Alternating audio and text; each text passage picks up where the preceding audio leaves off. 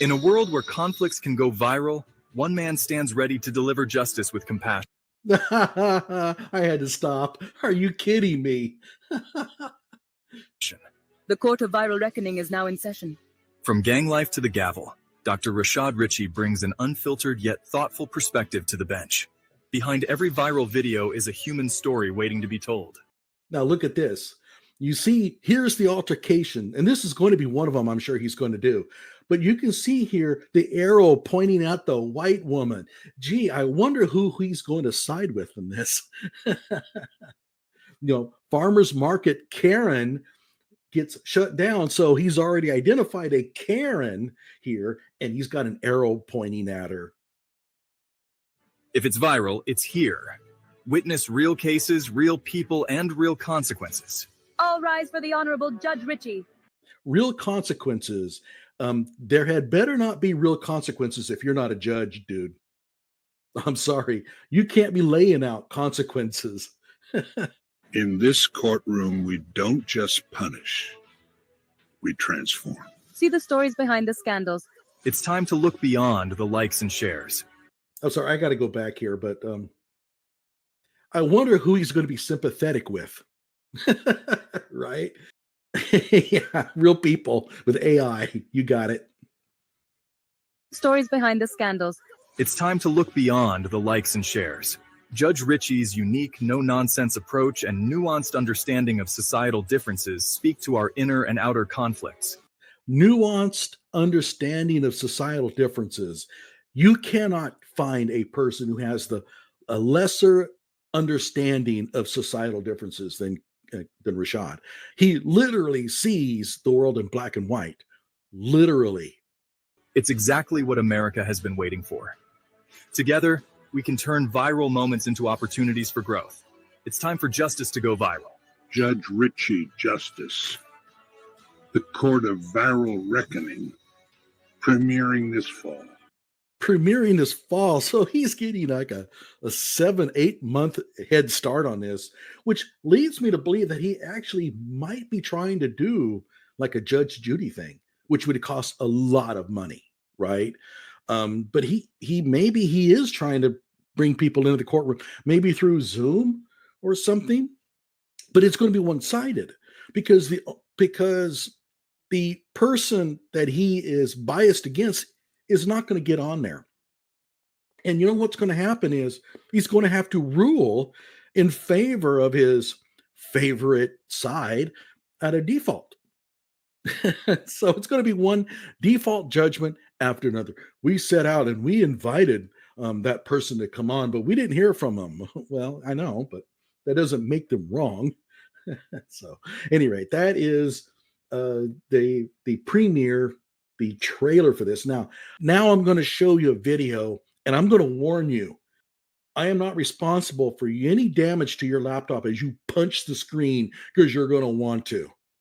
We saw this, a screen capture of this earlier in the show. There's an altercation that took place between a white woman and a black woman. All right. I don't know who's in the right or wrong here, guys. I really don't. But he claims he does, and you know why. Watch this. You want our bums to be uncomfortable. This cushion is no, you gotta stop. You have to stop. Anyway, exactly. You have to stop. I'm going to stop. It says Karen attack at the farmer's market. Why? We moved a bench cushion. Okay, let's continue. She's touching me now. You got that? Yeah, you got that? She touched me. I got that. Yeah, I did that too. No worries. Yes, enjoy, yeah? Enjoy because you have to have some manners. She's getting it. Oh, she's close. She's close. Look, she's close. Because you don't go to a bar. Oh my God, she's still doing it. Oh my God. Not correct. No. Oh my God. You are not doing that. You think she's done? You have to respect something. That looks really nice. Is that pasta? It's a pasta place? Okay, guys, you have a deep. Oh my God. Okay. Can anybody out there tell me who's at fault here? Can anybody tell me what even happened? I'll give you a couple minutes to think about that. I think I know what might have happened. As far as I can tell, what happened was that the blonde, who sounds German, okay, she's definitely a foreigner, not from the United States, very thick accent. And evidently, the black lady grabbed a seat cushion off of where she was going to sit. And that started the altercation. I have no way of knowing how that was done. I don't know if the blonde lady was really a jerk about it. I don't know if the black lady was a jerk about it. But somewhere along the line, that's what started it. I don't see any insulting. I don't see any hostility. It just seems like the blonde is kind of annoyed. And the black lady is basically shrugging her off. That's the best I can do. I can't tell who's at fault here. I don't know what happened. And this is typical of not just Rashad Richey's show, but all over the internet. We get the start of the film where everything is already started up. We have no way of knowing what led up to it. We'd have no way of knowing what really happened. And people just go off. Well, let's listen to Rashad talk. That's really nice. Is that plastic? Oh, is that plastic? So he's already making fun of her body. Put her full mask. The black woman who is being harassed by this Karen, in my opinion, just a beautiful human being inside and out. So the blonde is the harasser, obviously, and the black lady is a beautiful human being inside and out. He doesn't know her. He's never met her. But according to him, she's just a beautiful person inside and out. The poster of the clip wrote on TikTok, paying customers can't use amenities according to Karen and her little friend. The message that this lady, the black lady, is saying is that the blonde is not allowing her to use the amenities she paid for. Well, if you took a seat cushion off of a seat that the blonde was going to sit down on, yeah, I would have an issue with that. I don't know if that's what happened, but at any rate, I don't know if the black lady basically took the seat cushion off of a chair that the white lady was going to sit down on or what. I think that's what happened. Don't know. While most people would focus on the Karen, and typically that's what we do here. Put it back up, Jordan. We're going to focus on the little friend. You see, being a friend of a Karen while they are engaged in Karenicity is similar to being the getaway driver for a bank robbery. They're both the same. Oh, so if your friend is being a Karen, you're guilty too. That's what he's saying. How do you think the court of Judge Richey is going to transpire here? The lady on the right has done nothing wrong. And we don't even know if the blonde is at fault. But the very fact that the lady on the right is a friend of the blonde makes her guilty too. This is right out of Stalin. A lot of people don't realize this, and I know that all the little Antifa freaks don't know it. But the Soviet Union under Stalin passed a law saying that if you become an enemy of the people, so does your family. So not only can they put you in prison, the gulag, they could put your family in prison too. Can you imagine that? And that's exactly what he's saying. This is Judge Richey talking here.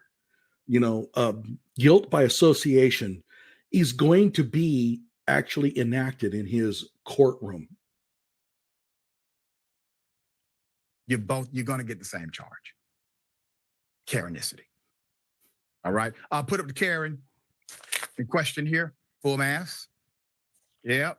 All right. So the issue, obviously, is, self-control. I understand you believe you should be able to do things, but don't let your imagination get the best of it. Just play it through in the parameters of your thinking. It'll be just fine. Why? Okay, he doesn't even know she's done anything wrong. but he's also saying now that her problem is a lack of self-control. I thought that the Karen lady here, the white lady, controlled herself pretty well. I mean, she didn't verbally abuse anybody. She didn't, throw hands. She didn't do any of that stuff. But the very fact that she had the gall to stand up for herself is what drives him crazy. Now, again, I don't know if she might not have been in the wrong, but he doesn't either. It's amazing to me the level of patience that I see from Black women in these types of situations, because obviously you have unwanted physical contact, right? You have aggression, you have insults, you have all kinds of things happening at an establishment where literally everybody's just trying to have a good time. What say you? Yeah, he praises that Black women show great patience in these kind of instances. That is a racist statement. That is a racist statement. And I'll go a little bit further. It's Black supremacy. That's a term that has not been popular enough. Black supremacy, this extolling of the virtues of Black people above others. We don't like whites when they do it, right? White supremacy is, well, and I wouldn't say universally condemned, because there are people who have no problem with it. But for the most part, we all look upon white supremacy as a negative. This is not the way people should be. They have no problem with Black supremacy. If I came in and said, you have to understand that white women, they show such restraint, what do you think he would say? Racist. He's doing the same thing. And again, in the court of Judge Richey, how do you think he's going to decide right from wrong? Yeah, it's just weird behavior by the staffer there. Usually, when something like that happens, somebody just nicely comes over. Wait, that was a staffer? Well, that changes things. I thought it was just another customer. I didn't catch this earlier. Speaks to you, blah, blah, blah. They don't try to condescend you. They know you're not trying to ruin anything happening in terms of the vibes of the restaurant. So to come over hostile and with the weird tone of you're catching somebody in the act of doing something bad. It's just weird and stupid and doesn't make sense in terms of fostering an atmosphere that customers and diners would like to enjoy. And so I'm not sure where this lady gets her management principles from, but clearly they're misaligned with good vibrations. There you go, brother. It's all about the vibrations, man. You should be lucky. That lady could have just thrown that woman out. We reserve the right to refuse service to anyone. She didn't.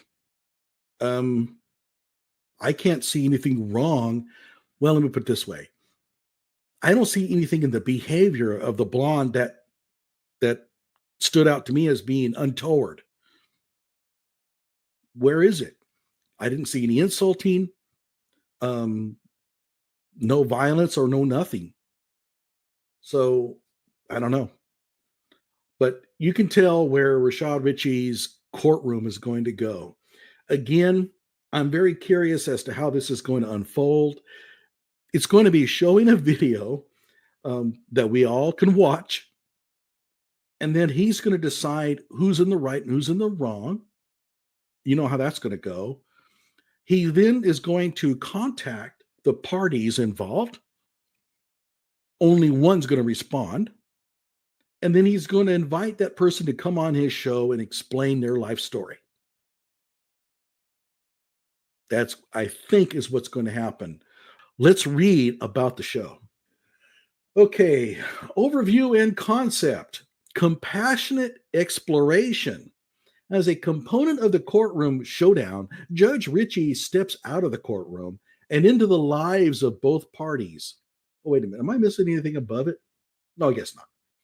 This immersive segment captures the raw, unfiltered reality of their daily lives, revealing the hidden struggles and motivations behind their behaviors. Expect emotional revelations and surprising connections that challenge the audience's perceptions. Okay, so let me translate that to you. Only one side is going to show up, or if he's going to watch a video, only one side is going to respond to his inquiry for further exploration. So he's going to contact this person, and this person will tell him and the court about how race has violated them, discriminated against them, and he's going to soak that up. Now, what about the other side? Well, the other side only going to be there, right? So you're going to hear from one side in this. So basically, this is going to be white bashing 101. Judgment. Okay, it's considered fraud if he profits from false representation. If he mentions any of his false legal qualifications, I am ready to report him to the authorities. And I know who this is, and he has reported Rashad a few times. So have I. In fact, I took care of Rashad's claim to have an accreditation for his university once, and they sent him, the university, a letter saying, "You are not going to put our logo on your website."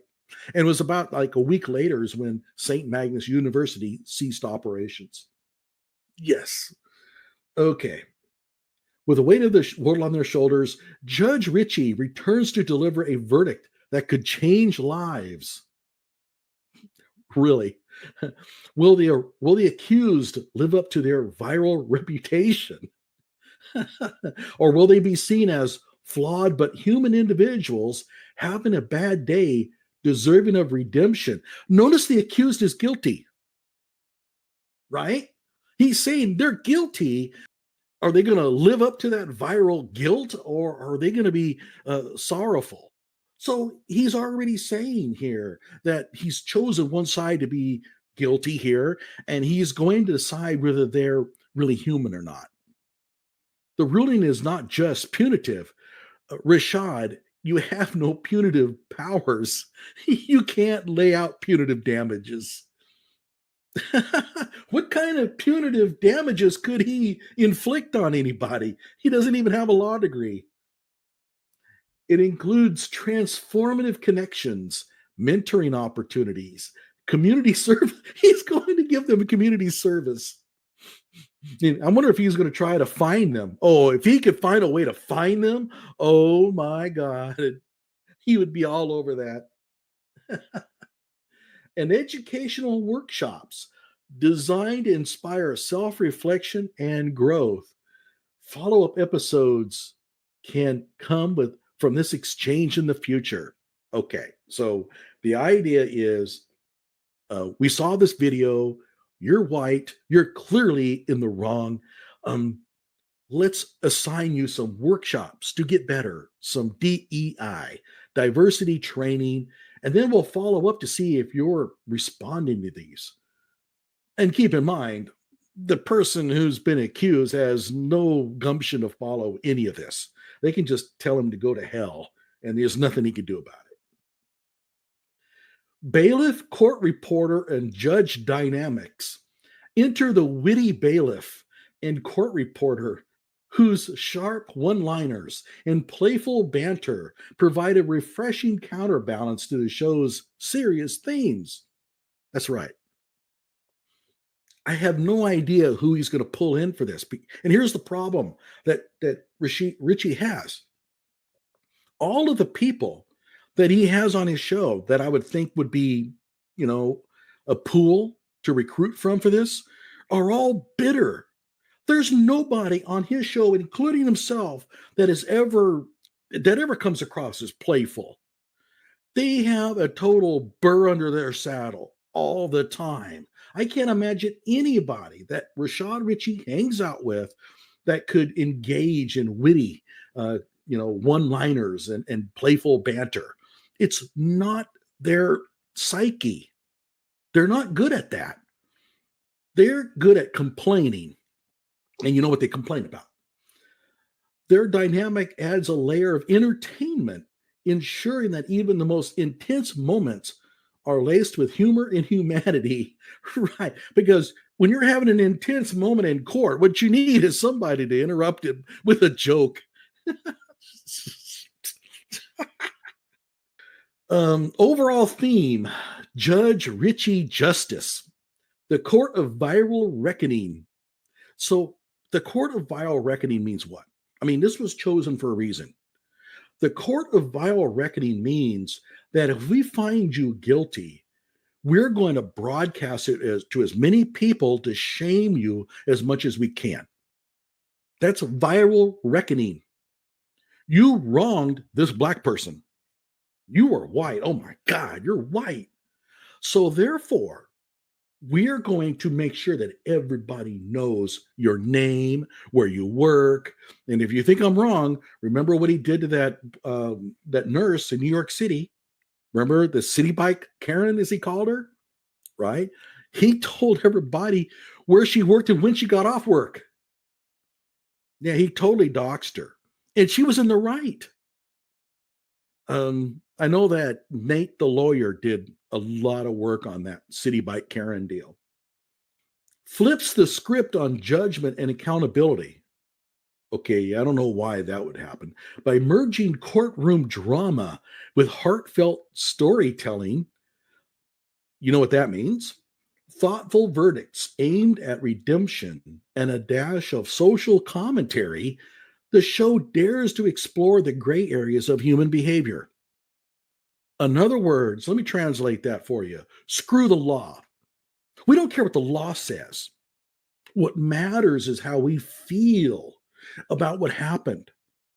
That's what he's saying. It challenges viewers to rethink their assumptions and pushes for a more empathetic society, reminding us all that behind every viral video is a story waiting to be told, just not the accused story. That story now, we don't need to hear about that. Get ready for a roller coaster of emotions, revelations, and the chance for redemption. Mm-hmm. Chance for redemption means that the person's already been found guilty, and we're just going to decide whether we allow her to be forgiven. I'd like to point out that Rashad has been sued more than once for defamation. He's going to be sued again for one of the cases on that show.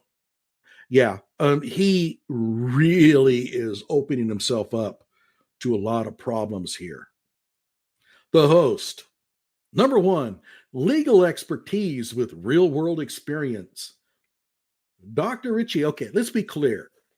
He does have an EDD. The other doctorates that he claims he does not have, they're phony. And in fact, one of his doctoral degrees was so bad, and I ridiculed it so much, that he no longer lists it on LinkedIn. You know, the LinkedIn resume? He pulled it off. Now, let me ask you a question out there. When would anybody ever remove a doctorate from their resume if they truly earned it? He didn't earn it.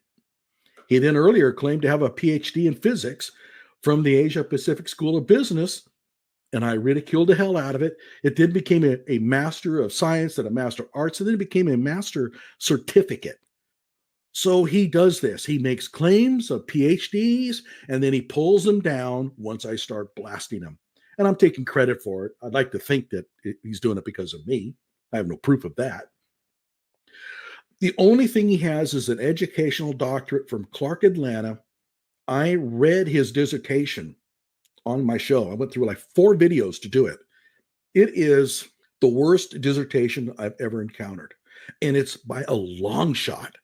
I read Jill Biden's EDD dissertation.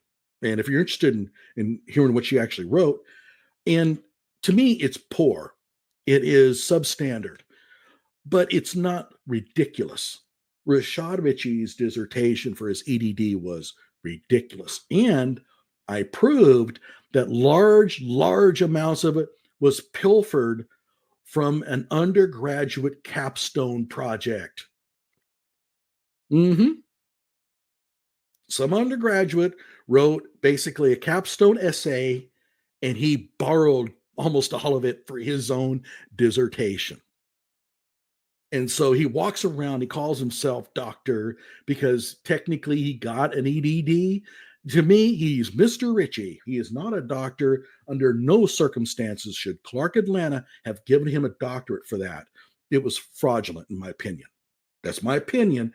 And if he wants to sue me, fine. I'll stick his ass up on the actual bench there, and I'll ask him some questions. Well, my lawyer will about that. It was ludicrous. Okay. Dr. Richey serves as the managing partner of the law office of Richey and Wilson. He's a managing partner.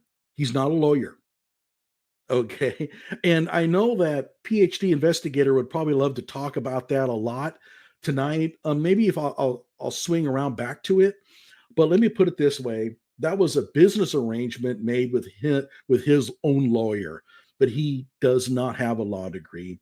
He definitely hasn't passed any bar. As a teenager, Dr. Richey was in and out of juvenile hall or juvie, trenched in street life and jumping from one foster home to the next.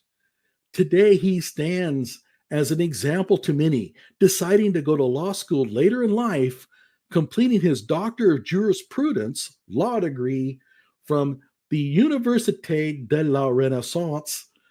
And what he doesn't tell you there, and there's a reason for it, he doesn't tell you what the real name of the university is. Okay? The real name is Université de la Renaissance de Haiti. This is the University of Renaissance in Haiti, Port-au-Prince. Number one, he completed no coursework for it. Number two, that university has no business giving out Juris Doctorates. It can barely handle its own school. And by the way, it's almost certainly shut down now because of all the rebellion going on there. And the other one I should mention is it wouldn't do any good even if he got a legitimate doctorate from there, because that is a former French colony.